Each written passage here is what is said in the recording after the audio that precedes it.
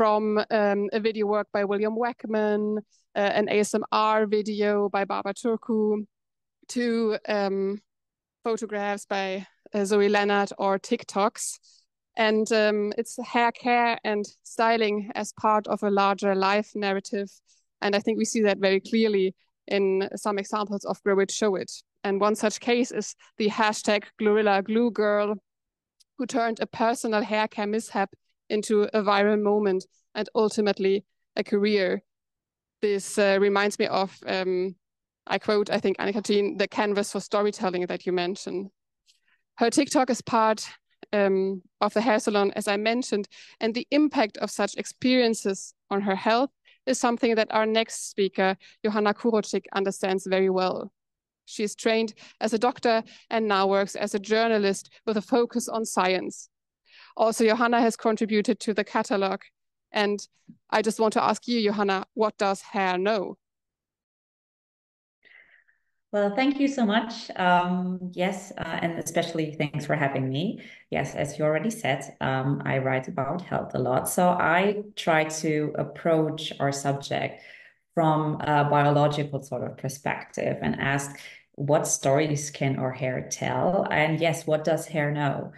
So we all know that hair is a very intimate thing, and yet it's the first thing that people see when they look at us, and it gives them an idea of who we are. In ancient Rome, supposedly, it was believed that the hair on your head is where your soul sits. And today we still say that we tear our hair out in rage, or we grow gray hair from worry. So hair is very emotional to us. But how is hair connected to our health? And well, so I wanted to go to the hard facts first. Everybody has about 100,000 hairs on our head. Blondes have more than brunettes. And we're covered in 25,000 more hair from head to toe. And of course, hair has a function. It not only protects us from the sun or wards of dirt, but it helps us to regulate our body temperature and keep us warm, and also lets us even sense the world by detecting touch and movement. And I wanted to show you this. That here you can see that each hair has a root that lies deep in our skin, and it's surrounded by a follicle. And here is where the hair is nurtured, sort of. There is a sebaceous gland, and every hair is also connected to a tiny muscle and a little nerve that can move the hair. And they're very delicate blood vessels that supply the hair with nutrients. And this is also the area where new hair cells are formed. They keratinize, and then they push the shaft outwards. And this is how the hair grows, about a centimeter a month. And I've always wanted to know why some hair, like the one on our heads, has to be cut and grows very long, and some hair, like the eyebrows, always remain short. And the answer to that is that hairs have different sort of lifespans. It's called the hair cycle. The hair grows and grows and grows, and at some point it enters a resting phase. The metabolism slows down, and the hair will fall out. And how often these hair cycles are repeated, it's all determined in our genes. Actually, our genes are the key to our hair. They basically decide if we go bald at 26, if we have blonde hair, if our hair is curly. But yeah, of course, our hair changes throughout our lives. When we're children, sorry for a second. When we're children, we are covered in very soft hair. And then you hit puberty, and suddenly you grow weird, thick hair under your armpits. And that's actually because your sex hormones have so much power over your hair. It's the testosterone that changes your hair throughout your life and makes it thick and as an adult.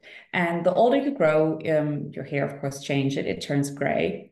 And that's because your body produces less pigments when you're older. So the hair doesn't technically not really go gray, but sort of go see-through and lose its color.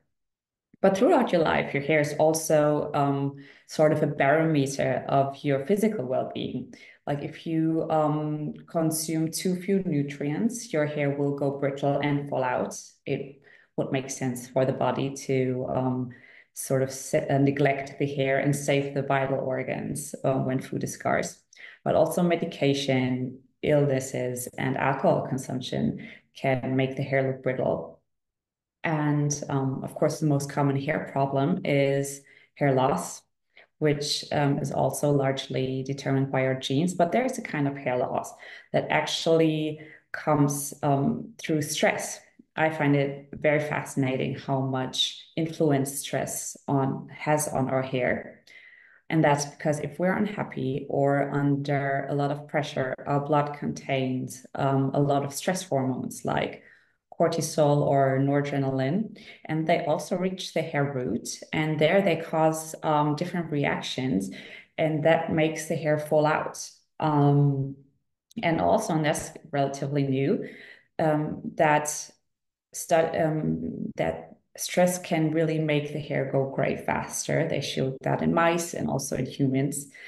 And stress leaves traces in your hair too. So scientists can take a hair and run different analysis and can not only know what food you ate in the last month or what drugs you've taken, but also how much stress you've been under. There has been experiments where they could tell the effect of meditation by analyzing people's hair samples. So to sum it up, I would say that hair is not where your soul sits, but it's definitely a chronicle of your well-being and of your happiness, sort of. So thank you very much.